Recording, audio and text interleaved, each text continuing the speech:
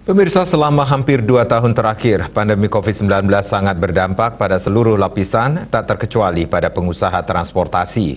Dengan dibukanya pariwisata internasional, pengusaha transportasi berkomitmen untuk mematuhi protokol kesehatan dengan ketat demi memulihkan diri dari dampak pandemi COVID-19.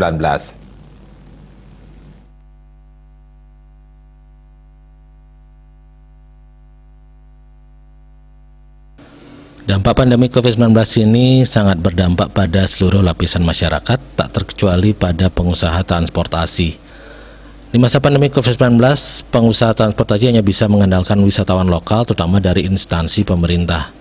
Selama pandemi ini, pergerakan transportasi tetap ada, namun sangat berkurang.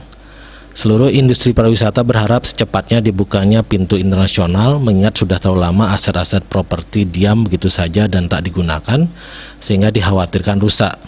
Dengan sudah dibukanya pariwisata mancanegara pada 14 Oktober, pihaknya mengapresiasi pemerintah dan menyambut positif.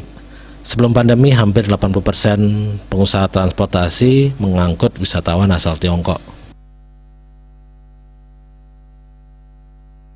Kita cuma bisa mengandalkan dari wisatawan lokal, terutama dari luar Bali, yang terutamanya kantor-kantor dari instansi pemerintah juga ya, yang melakukan liburan.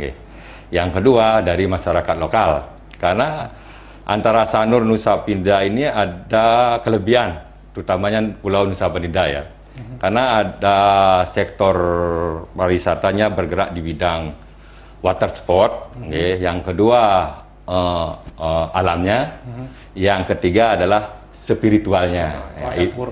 Itu yang bikin Nusa Penida ini masih bisa bergerak.